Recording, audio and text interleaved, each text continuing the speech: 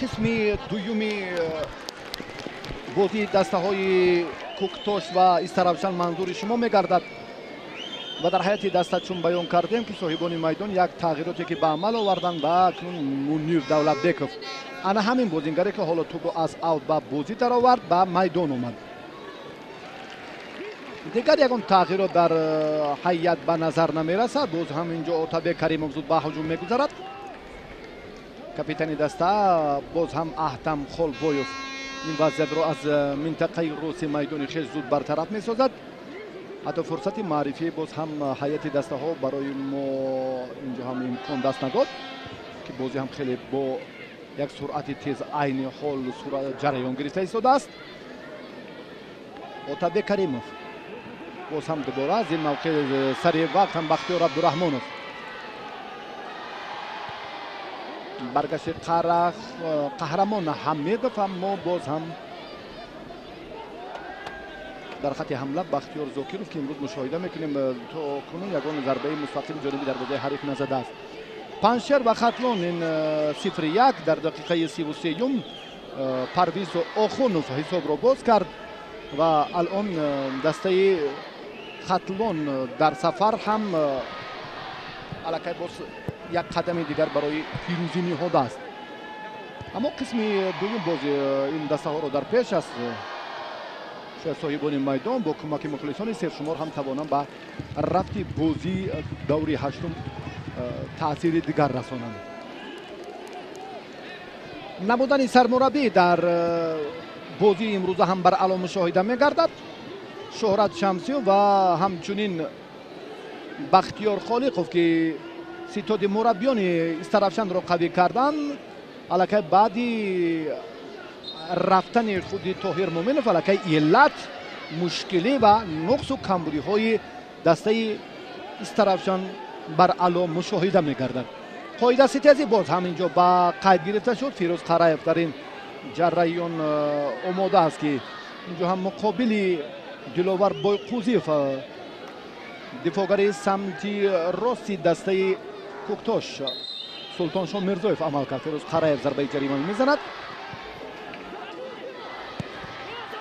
بهترین امکانیت بود و جالبترین ضربه عبدالرحمن قربانوف از فاصله البته نه چندان دور اما بلندتر بود ضربهش. بهروز خیری و وحتم خولبویف، خولمراد نظرف، ارتور پرینس، سلطان شاه میرزایف، امیر جان سفرов این نسین میسیام، بنیاد شادیوف، محسن عبدالغفاروف، محیدین عادلوف و مهراج‌الدین مظفر در قسم اول خیلی خوب هنرنمایی کردند و در نیمه دوم مهراج‌الدین به میدان نبرآمد. برای این بازیگر چون بیان کردیم یگانه تغییرات این منیر دولتبکوف نیم محافظتگر شماره 21 به میدان برآمد. هیئت استرابشان قربانعلی بابایوف دروازه‌بان، فیروز قرایف رقم 8 در خط دفاع، بختیار هم در خط دفاع شماره 22، فریدون دهقانوف رقم 24 در خط دفاع و شماره 4 عزیز جان شمسیوف محافظتگر. نیم محافظتگران اوتابک کریموف، دلاور بایقوزیف، عبدالرحمن قربانوف و قهرمان حمیدوف. در خط حمله دو نفر الهام براتوف و بختیار زاکیروف بازی دارند. 4-4-2 همین است تاکتیکای پیشنموده شهرت شمسیوف در بازی مقابل کوکتوش. باز هم قاعده ویران کنیم و باز هم دوباره فیروز قرایف اینجا امکان پیدا میسازد که بعد اشتباهی امیرجان سفرов ضربه جریمه میزند.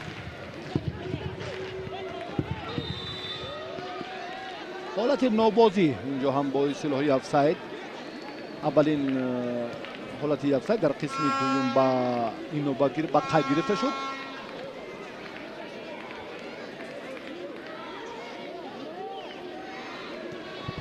در دوره سبقت‌های مرحله دوم، دوره اول مرحله دوم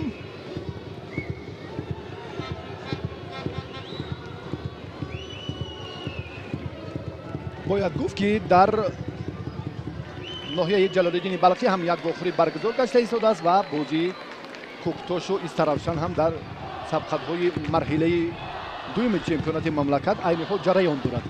فقط دو باخوری دیگر استقلال барандаи медалҳои нуқраи чемпионати соли сипарӣ гардида хуҷандро қабул мекунад ва акнун боз ҳам бахтиёр зокиров боз ҳам фурсати андаки беҳтарро ҳам аз даст дод. регатада дар майдони худ бо клуби марказии варзиши артиш нерӯ месанҷад.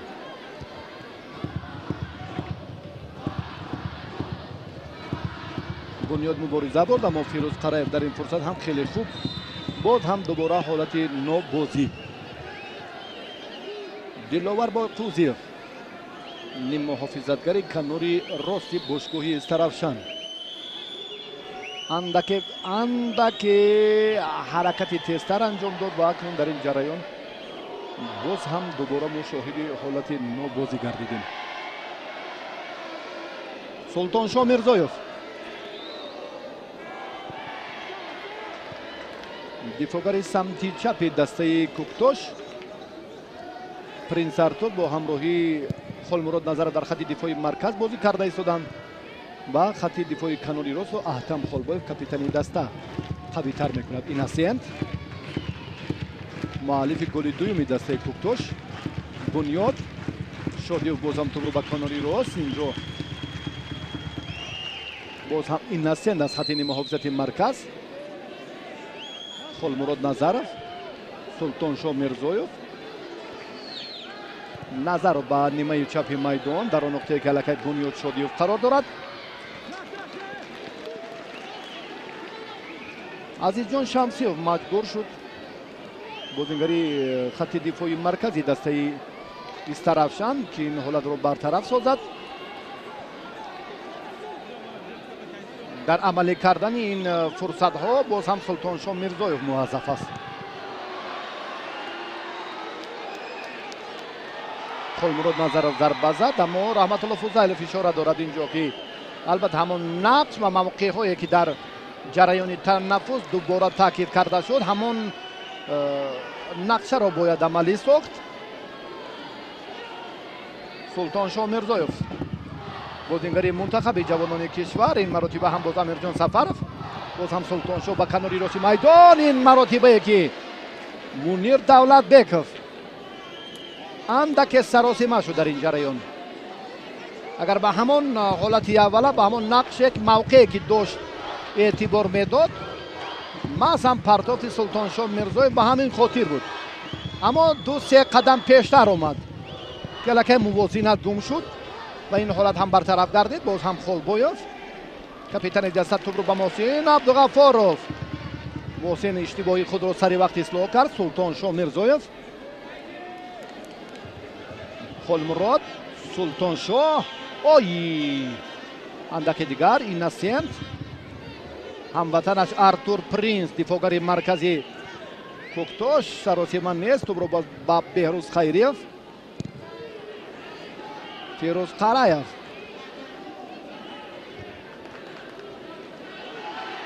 Султоншоҳ. Амирҷон Сафаров бо суръати тез мубориза мебарад. шояд дар ин ҷараён ҳам Бойқӯзиев ба хатогирро диҳад. акнун идора кардани тӯб аз ҷониби Бунёд. хеле зарбаи мустақим ва қавии ин футболбози хати ниммуҳофизат, аммо баландтар буд. ба ҳамин қарор омад ки худ зарба занад. олон ки метавонист ки албатта боз ҳамларо идома диҳад ва бо кӯмаки дигар ҳамдастагонаш боз ҳам ба нимаи майдони дастаи ҳариф гузаранд. Бунёд, Султоншоҳ, Бунёд баргашт боз ба Назаров. Холмурод тӯбро боз ба Артур Принс. Аҳтам Холбоев дар ин нақд, дар ин мавқеъ акнун хеле соҳиб таҷриба аст. боз ҳам Артур Принс, Холмурод Назаров, Султоншоҳ, Муҳсин Абдуғаффоров. ибтидо бояд тӯбро хуб идора кунад. иштибоҳ ҳам дар ин ҷараён. Амирҷон Сафаров боз ҳам ба ҷарибагоҳ наздик мегардад. Сафаров дар муқобили ду нафар. ягон қоида вайронкунӣ нест. довар ишора дорад. бозӣ идома меёбад. Азизбек Шамсиев. боз ҳам Отабек каримов ва боз ҳам дубора футболбозони дастаи коктош амирҷону муҳсин абдуғафоров.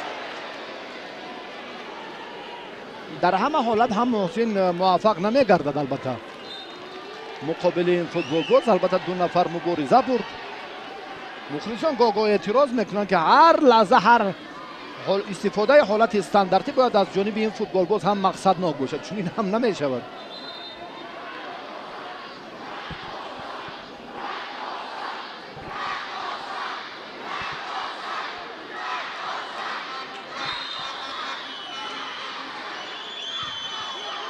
шамсиёв тубро ба фирӯз қараев. қараев ба маркази майдон. инҷо як партоб ба нимаи роси майдон ҳам ба қурбонов.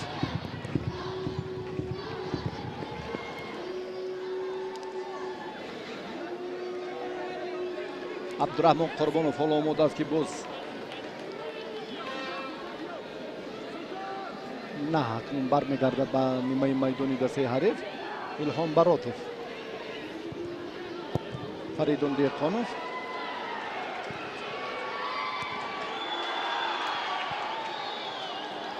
андаки агар боз ҳам фишор бештар мешуд зиёдтар мегардид аз ҷониби амирҷон сафаров. аллакай дарвозабон ҳам мавқеашро дуруст ишғол накарда буд. аз ҷои худ берун шуда буд. боз ҳам шамсиёв якбор акнун боз қурбонали бобоев. чӣ ҳолати сарсонӣ ва нигаронии дарвозабон. баъдиёне ки дарвозабон тӯбро баргардонид, баъдиёне ки аллакай дубора наметавонист ки ин корро боз ҳам дафъатан анҷом диҳад. ана ҳамин лаҳза биё таваҷҷӯҳ мекунем. шамсиёв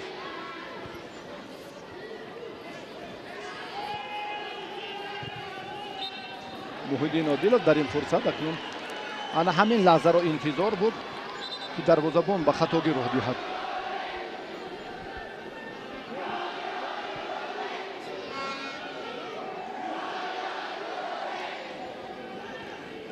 бунёд шодиев ва боз ҳам як расиши бахтиёр абдураҳмонов буд ки дубора манзури шумо кардем. ба оз ҳам фирӯз қараев дар ин фурсат омодагӣ мегирад ки аз маркази майдон зарбаи ҷарима бизанад.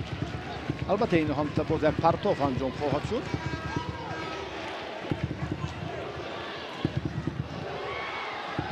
бунёд мубориза мебарад. бунёд боз ҳам дар муқобил бо Отабек Каримов муваффақ нашуд.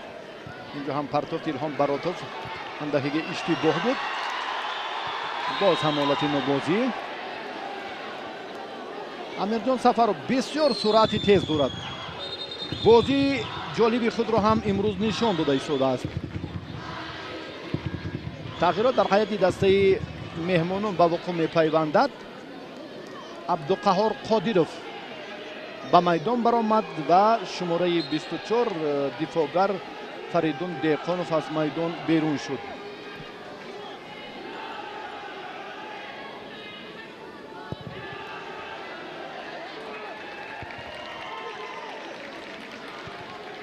иннасент муҳсин абдуғафоров бисёр партофти саривақтӣ ва ба суроғҳои амиқ. амирҷон сафаров мубориза мебарад. боз ҳам зарба хеле ҳам зарбаи қавии амирҷон сафаров буд. дарвозабон онро баргардонид. андаке иштибоҳ ҳам буд, аммо муҳиддин одилов аз ин хатогӣ и дарвозабон беҳтар истифода карда натавонист. Отабек Каримов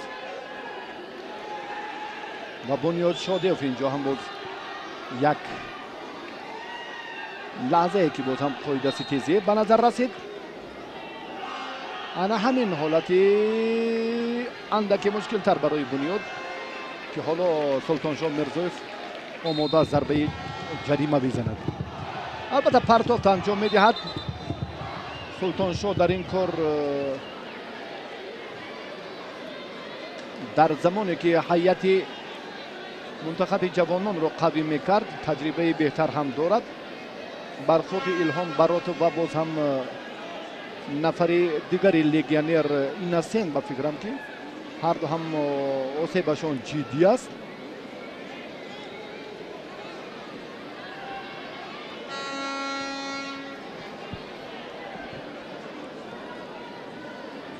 بازیگزاری فوتبالبازان کوکتاش در قسم اول در دقیقه های اول خیلی بهتر بود.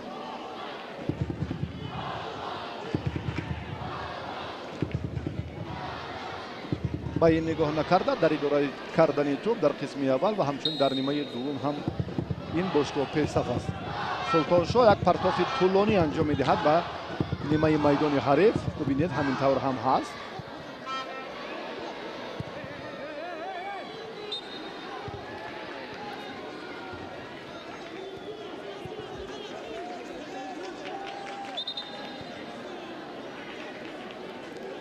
قربانعلی بابایوف دروازه‌بانی که در قسم دوم بسیار خوف مشکل هم تهدیدش کرد. بسیار دو مرتبه سراسیمه شد. مثلا همین شتابکاری ها در قسم اول برای فوتبال بازان دسته کوکتاش موفقیت آورد.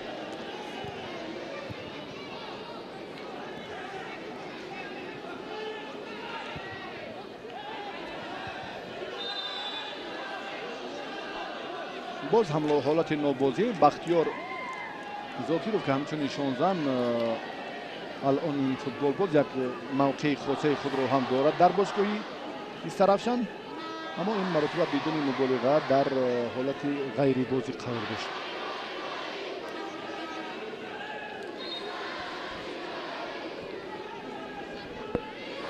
خوجان بعد از شکستش از دسته استقلال در میدان 20 سالگی استقلالیت شهر خوجان در مقام دوم است، اما دسته های کوکتاش و رگرتدس هم با 11 امتیازی در زینه های بعدی قرار دارند. یعنی نتیجه دوری هشتم چمپیونات مملکت در آغاز مرحله دوم مسابقات میتواند که با تغییر یافتن موقع این سه دسته زمینه گذارد. یکی از اینها کوکتاش است که الان در میدان خود غالب است، اما باز خیلی وقتی زیاد علاقه بیش از 3 دقیقه باز دسته ها را هم در پیش است.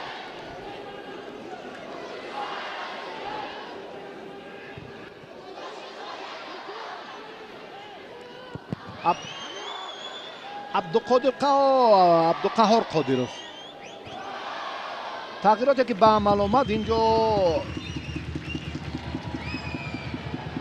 محافظتگر دفاعگر را عوض کرد، اما با جریان بازی آنقدر تأثیری جالبی که ما اگر مشاهده کنیم نرسانیده ایستاده است. عبدالقهار قادرов همین فوتبال بازی که در کرسی احتیاطی بود. بختیار عبدالرحمانوف را اینجا هم بنیاد شادیوف کمی آسیب داد.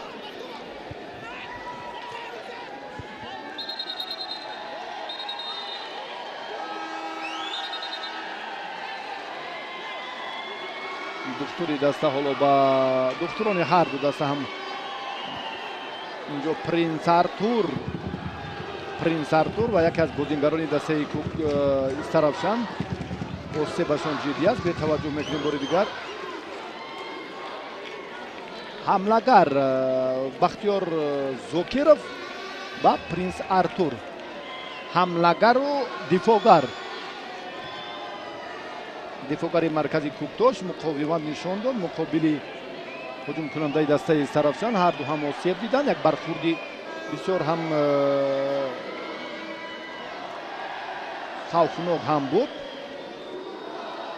و چمپیونات این ساله مملکت بسیار هم از یک دور به دور دیگر بهتر صورت میگیرد.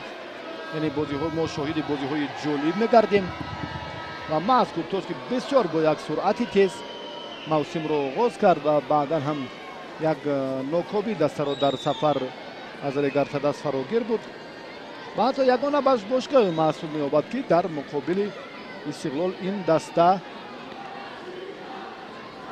توانست که سزاوارانه مبارزه برد و حتی از استقلال صاحب تجربه و دسته نمونه کشور یک امتیاز ستاند.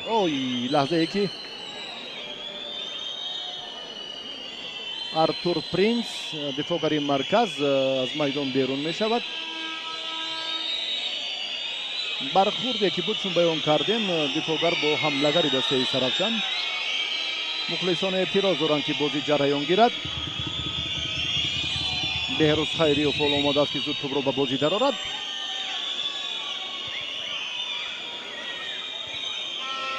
بنیاد شادیوف اینجا هم باز یک بار دیگر محیدین عادلوف الهام برات مبارزه میبرد و نظرов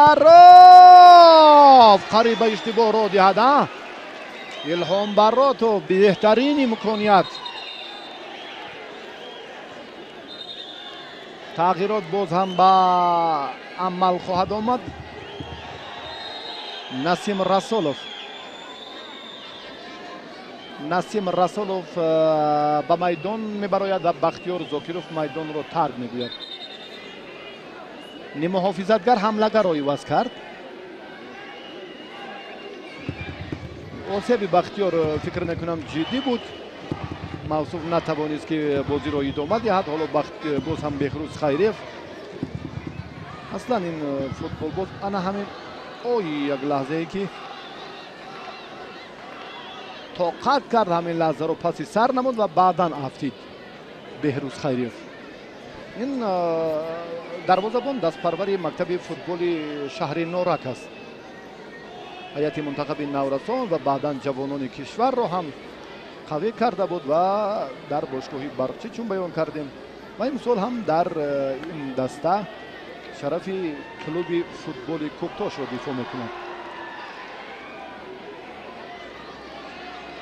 نظر فهمده به سراسیمگی را داد خالمراد و چون وقتی دروازه‌بان هم خندید و این حالت بدون گل پسی سر شد. دوباره به میدان آمدن آرتور پرینس رو هم اینجا مخلصان با کفتوبی استقبال گرفتن. این افاده آن است که آرتور پرینس یکی از دفاعگران کلیدی و یک از اون نفرانی محسوب می‌یابد که خیلی نقشش در خط محافظت استوار است. یک گل و اکنون باز هم حالت نابازی. این دومین گلی فوتبال بازان سرافشان که در حالت آفساید قرار دارند. بسیار هم ضربه قوی بود. توجه میکنیم از فاصله خیلی دور. بعد اونه که بهروز خیریوف این ضربه را برگردونید و الکی این حالت یاوری داور بیرقچه خود را هم برداشته بود که الهام براتوف چون ضربه زد در این موردی که باز هم دوباره ما مشاهده کردیم. بهروز خیریوف باز هم آسیب میبیند.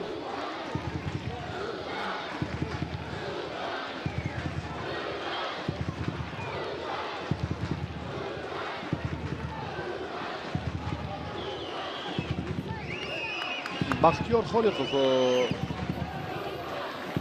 مربی دومی دسته سرافشان این شهران منظوری ما کردند که اندکی تیراز هم دارد به همین حالتی به عمل آمده ولی انا همین نفر بعد یعنی که تانوهیر مومینوف باشگاه را ترک نمود. شهرت شمسی و بختیار خالقوان همین دو مربی شهری سرافشان کار را در این زمینه به پیش برده ایستادند.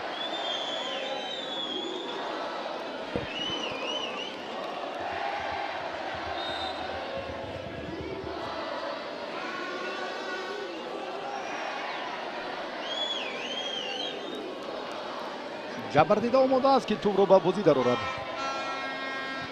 محسن عبدالغفارov خیلی خوب یکی را گذشت میکند. دو دفعه یومین را سومین را اما اندکی دیرتر این احساسات خود را نشان داد.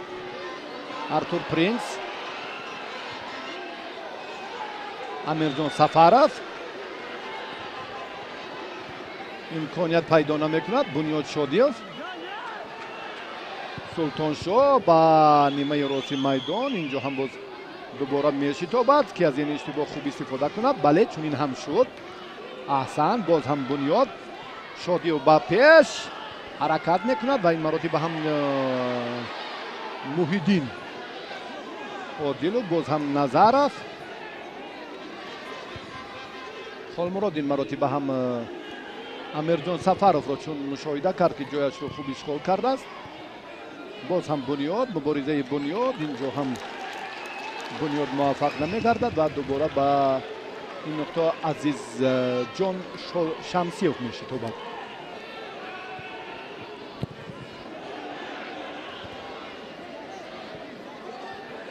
بسیار شتابکار است قربانعلی بابایف. اکنون امکانیت خیلی خوب، امکانیت خیلی بهتر. باز هم یک بارا یک بار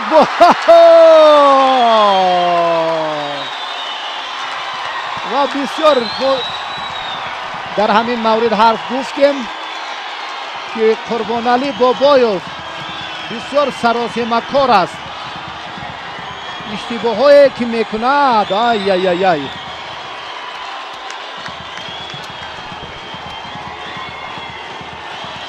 محیدین عادلوف مؤلف گل سوم شد. حساب 3-1. مخلصان هم خیلی نشاط خرسندی دارند. 7000 نفر مخلص این بازی رو در ورزشگاه ناحیه رودکی تماشا دارند.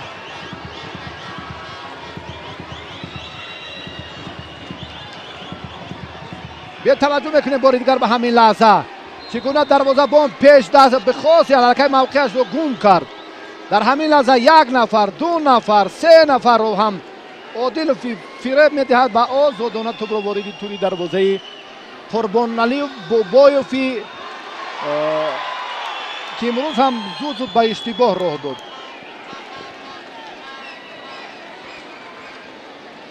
دروازه‌بان صاحب تجربه چنین عمل نمیکند هرگز. اگر این کار رو ما ربط دانیم به پسیوی خط دفاعی دسته سرافشان، از دیگر جانب البته این باز هم انا همون نگرانی سرسانی زیادی دروازه‌بان رو ما نه تنها در این بازی در سبقت‌های قبلی حتی در همون زمانی که در باشگاه استقلال هنرنمایی میکرد مشاهده می‌نمودیم.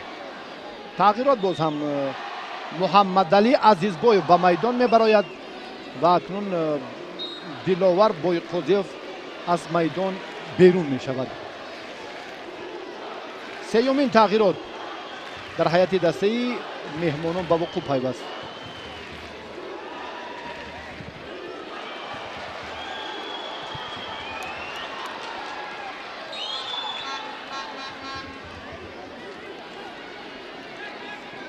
نبودن سرمربی، عمل نکردن همون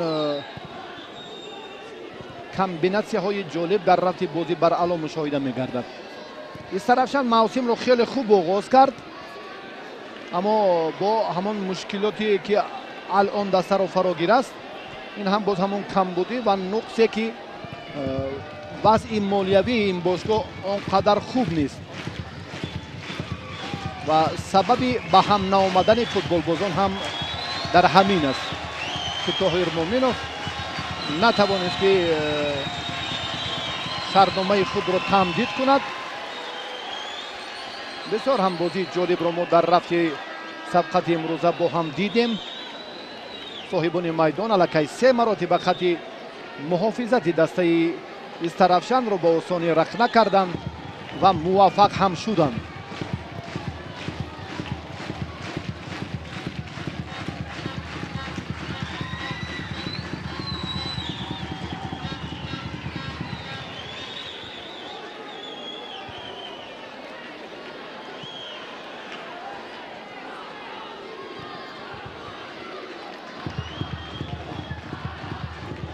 محسن عبدالغفارov در مقابل اتابک کریمov موفق شد اما اینجا هم باز یک خطاگی محمدعلی عزیزبایف رو ما دیدیم. در ابتدا محسن موفق شد و بعدا هم عزیزبایف یک فشار غیر قاعده را اینجا هم نشان داد.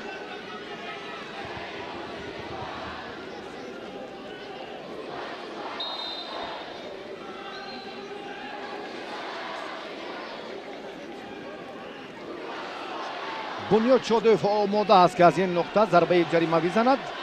این کار را با همون پرتافتی خیلی طولانی خود میتواند که سامان دهد.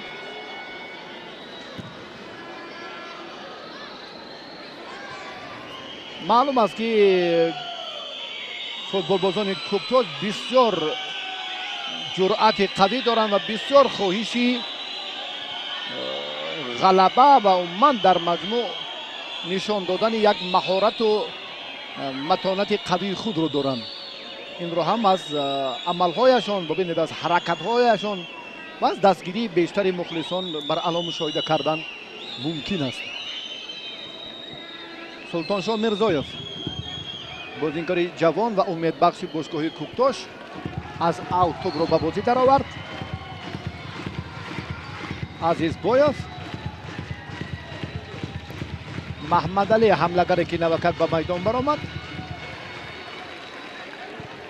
дар бозии биёни дастаҳои Паншер ва Хатлон ҳисоб боз ҳам тағйир ёфт 0-2. дар дақиқаи 49 футболбозони шаҳри Бохтар боз натиҷаро ба нафи хеш анҷом доданд ва Паншер албатта чун Алиёр Ашурмамадов ҳам дар робита ба бозиҳои дигар ва дар нишасти матбуотӣ ҳам баён кард ки маҳз албатта мо умедворем бозии ҷавобиро дар даври ҳаштум дар марҳилаи дуюми чемпионати мамлакат дар ноҳияи Ҷалолиддини Балхӣ ки аз ин бозӣ мо умедвориҳои зиёде дорем ки футболбозони ноҳия метавонанд ки дар муқобили дастаи Хатлон як муваффақияти беҳтарро ҳам ноил гарданд. Аммо чунин нашуд.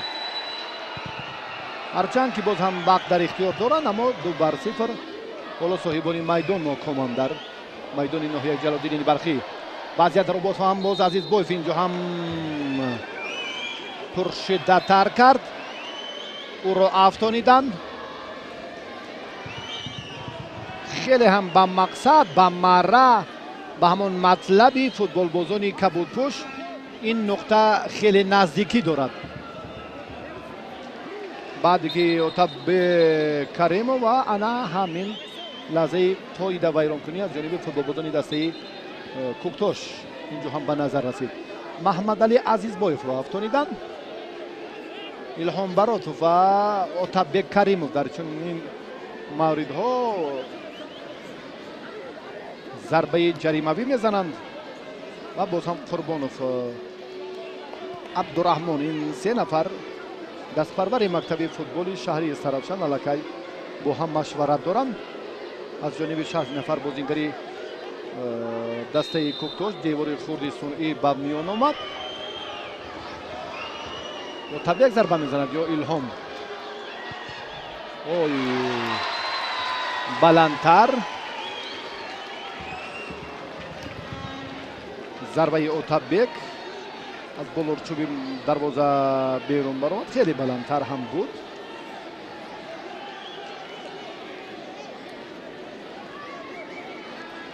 Беҳроз Хайриев саросиман нест. дарвозаи худро ҳам хуб дифоъ кард. барояш мушкилӣ начандон бештар буд. танҳо як маротибае ки Абдураҳмон Қурбонов зарба зад ва баъдан Отабек Каримов дубора зарбаи задааш ба гол анҷом ёфт. дигар то ин муддат ягон мушкилӣ барои Беҳроз Хайриев ҳам ба вуҷуд наомад. Отабек Каримов корти зард гирифт. муҷозот шуд ба ҳамон иллати нишон додааш ки қаблан албатта таваҷҷӯҳ кунем агар ба ҳолати дубора.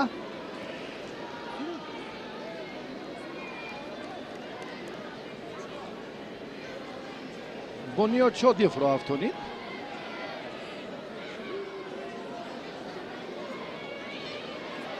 набудани чемпионати кишвари ҳамҷавори мо Афғонистон албатта ба он оварда расонид ки имрӯз ҳамон марҳилаҳои санҷишӣ ва тахассусиро довари Афғонистон Ҳалим Ширзад дар ҷумҳурии Тоҷикистон паси сар кунад. ба ҳамин хотир албатта ҳам бо қарори конфедератсияи футболи Осиё алон дар чемпионати мамлакат ин довари Афғонистон ҳакамӣ мекунад. ва ин ҳам марҳилаи гузариши ин довари Афғонистон барои ҳамон санҷишҳои асосии конфедератсияи футболи Осиё ки дараҷаи тахассусӣ доваронро ҳам муайян месозанд.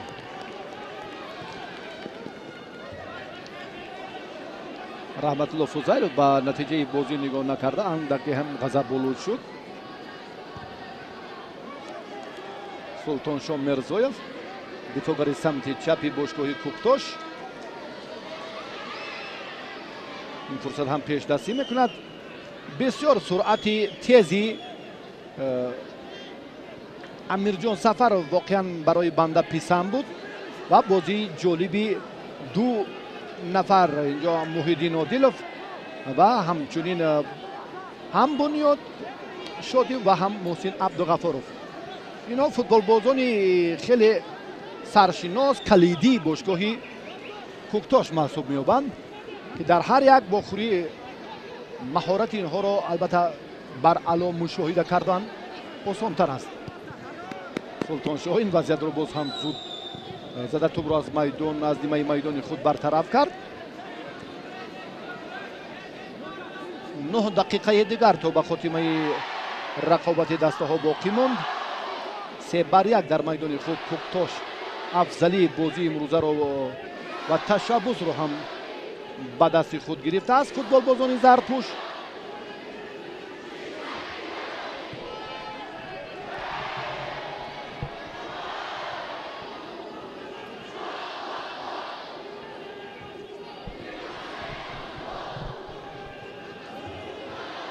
انا همین صدای مخلصان از سرودهای خیلی جالب غرایب رو وقتی که ویردی لب زمزمه میکنن این هم خیلی طبع دل خود فوتبال بازان و واقعا مخلصان هم هست و باشد که همه کلوب های فوتبال مملکت هواداران زیاد داشته باشند و در هر یک دور ما شاهدی انا همین مخلصان سرشمار که شمارهشان امروز هم به 7000 نفر رسیده است. آرتور پرینس دوباره این حالتی مشکل را از جریمه‌گاه خود برطرف می‌سازد. پرینس شماره 4 دفاعگری مرکزی باشگاه کوکتاش اجرای ضربه کنجی از نیمه راست میدان حریف با تبک کریموف این کار را چون همیشه به انجام می‌رساند.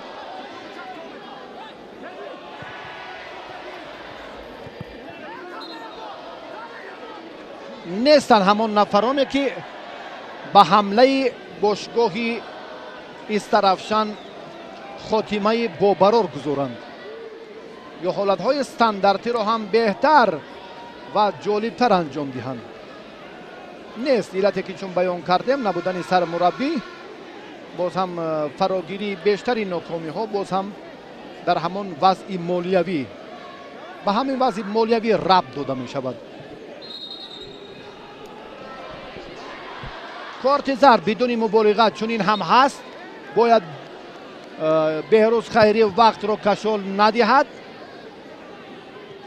الان که دسته پیسف از 3-1 چه جای دیگر کشال دادن وقت و نگران کردن باز هم خودی داور و فوتبال بازان دسته حریف. کبوت‌پوش ها امروز ناکامند. شهرت شمسی و باز هم بختیار خالقov که در آماده کردن دسته و باز هم ادامه تمرین ها بیشتر نقش دارند، اما اینجا هم باز متخصصی صاحب تجربه اینجا هم باز دستگیری این باشگاه فکر میکنم که باید در مد عمل باشد.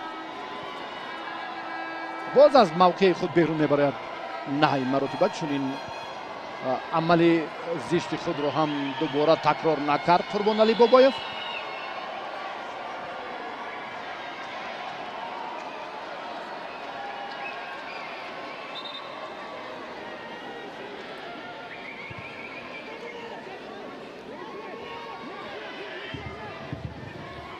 ما در حیاتی دسته صاحبان میدان عبدالرسول رحمانوف را نه در کرسی احتیاطی و در بازی امروز هم ندیدیم.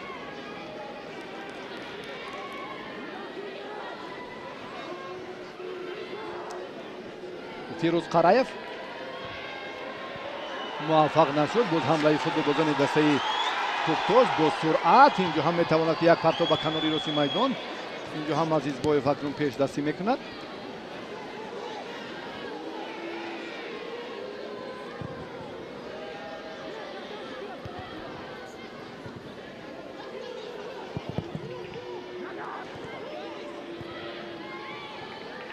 بنیاد شادیف از خط محافظت کناری راست خیلی خوب حرکت کرد. حتی امکان هم داشت که با دیگر همدستگانش بازی را از این هم جالبتر سازد. تغییرات در حیاتی دسته کوکتاش تحت رقم 15 سید مختار عظیموف در کرسی احتیاطی قرار داشت و بنیاد شادیف رو او عوض میکند. 5 دقیقه دیگر تا با آخری دیداری دسته ها باقی موند. کفکوبی مخلصان هم به خاطر هنر جالبی آن همین فوتبال بازی که میدان را ترک کرد.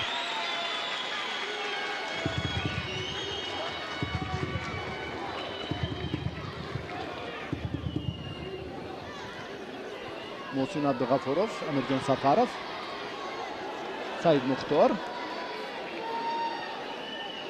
артур принц، سعید مختار، خولبویов. یک پرتاب به نیمه راستی بسیم سمت چپ. این اوی خیلی ضربه هم قوی بود اما نه به سراغ دقیق. سلطانشاه میرزایف ضربه داد، کناری راست رو اختیار میکرد بهتر بود اما با شتاب کاری راه داد. سعید مختار عظیم با میدان برآمد، چون بیان کردیم که در خط نیم محافظتگر رو عوض کرد. این نسنت محسن عبدالغفورov،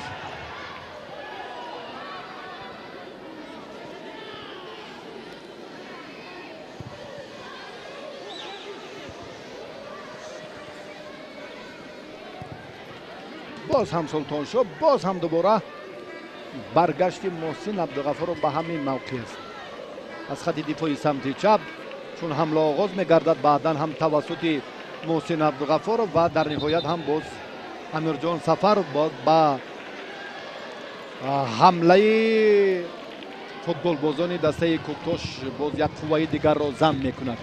انا همین ترتیب باز هم دوباره همین گفته ها تکرار مییابند، اما اینجا هم پیش دستی فوتبال بازان دسته حریف انیخرش عزیز بویب، محمد علی، فیروز، قرایف زودتوب رو با بختیار عبدالرحمانov، الهام براتوف میشه تا بعد که در اینجا هم از علتی به عمل آمده شاید خوب استفاده کند.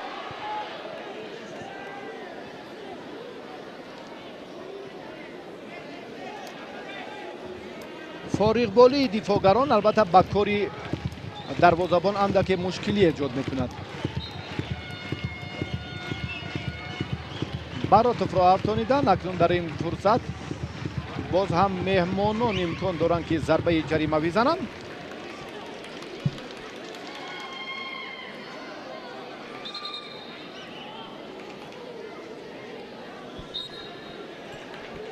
اینجا هم اشتباهی نبود از این نقطه که باز هم حالت‌های افساید زود به نظر گرفته می شود.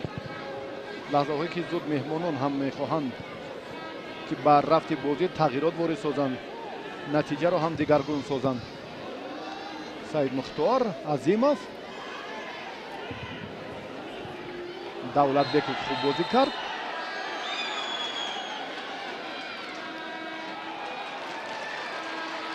محمد علی عزیزبویov، حمله‌گری جوانی دسته استرافشان کارت زرد گرفت.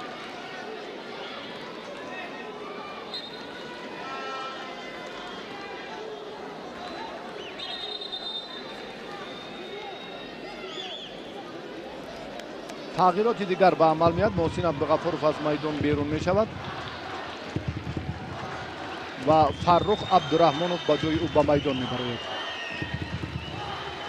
می‌سازد که مخلصان سرشمار به افتخار مهارت بلند این فوتبال باز کفکوبی کنند، چون این هم هست. ببینید که بسیار علاقمندان زیاد دارد این بازیگر.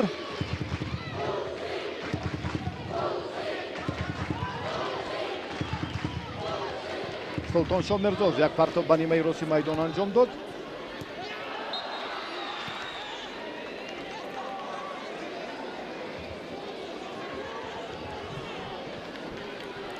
اندک توقف فوتبال بازان کوکتوش لازم است برای موفقیت همین لحظه ها، اما بسیار با شتابکاری راه میدهند در چنین موردها. артур принц باز این وضعیت رو برطرف میکند. دفاعگری مرکزی باشگاه کوکتوش. فیروز قرایف توپ رو با این نیمه میدان و بعداً بختیار عبدالرحمانov هم در این فرصت. باز فیروز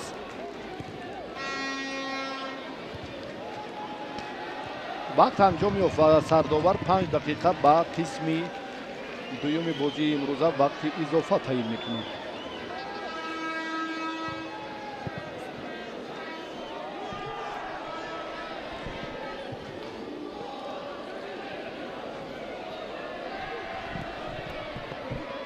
боз ҳам имкониятҳои мусоиди дастаи ҳарифро принс Артур барбод дод. боз ҳам Артур принс, Амирҷон ҳуҷуми барқосо, боз ҳам агар Амирҷон тавонад дар ин фурсат. хеле хуб Амирҷон дар муқобили 1-2, боз ҳам мубориза. боз ҳам Азизбоев, Маҳаммадалӣ Азизбоев инҷо ҳам иштибоҳ кард. дар бораи суръати тези ин бозингар ҳарф задем. соли сипари гарҷа дар бошгоҳи регартадаст ҳунарнамоӣ мекард.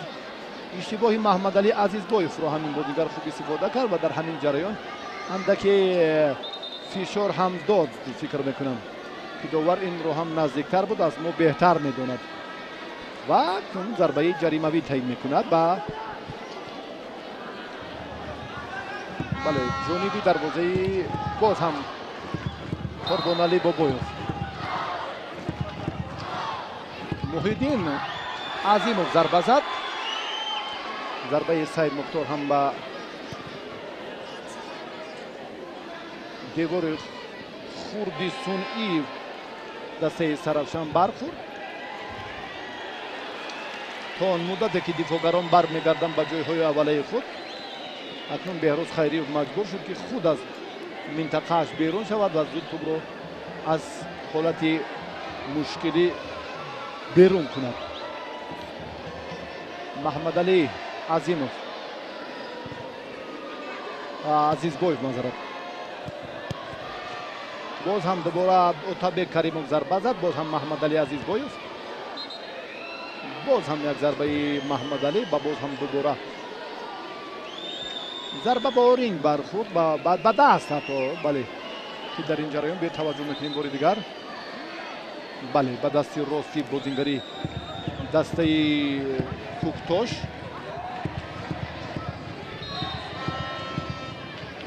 Фирӯз Қараев зарбаи ҷаримавӣ мезанад. ин вазъиятро боз ҳам Артур Принс бартараф мекунад. ё нафарони дигар Азимов, баъдан ҳам Амирҷон Сафаров дар ин фурсат хати пешро ихтиёр кардааст ки дар лаҳзаи созгор албатта боз барояш Мунир Давлатбеков шояд кӯмак карда тавонад. Артур Принс, Азимов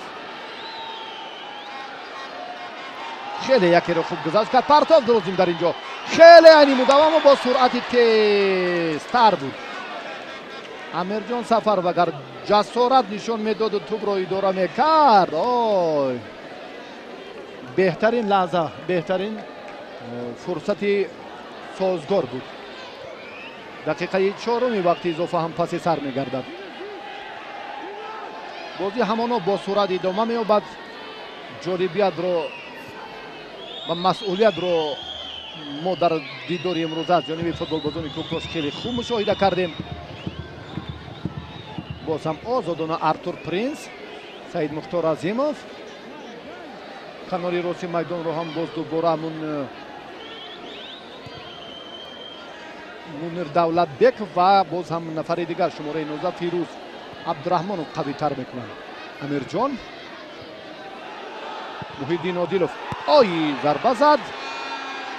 боз ҳам ана ҳамон лаҳзаҳое ки хеле чун баён кардем, хеле нигаронкунанда ва хеле ҳаяҷоновар ва мебояд ки дар ин лаҳзаҳо ҳам худ ба саросимагӣ роҳ надиҳад. он нафари тасодуфӣ нест, фикр мекунам чандин сол ҳам дар ҳайати Истиқлол ҳунарашро сайқал дод. аммо иллатҳо боз ҳам аз ин ҳам бештару зиёдтар ӯро фарогир аст. Қурбоналӣ Бобоевро дар назар дорем. Фирӯз Қараев, шояд охирин имконияти бозингарони Саравшан. зарбаи қавии Фирӯзро ҳам боз Беҳрӯз баргардонид.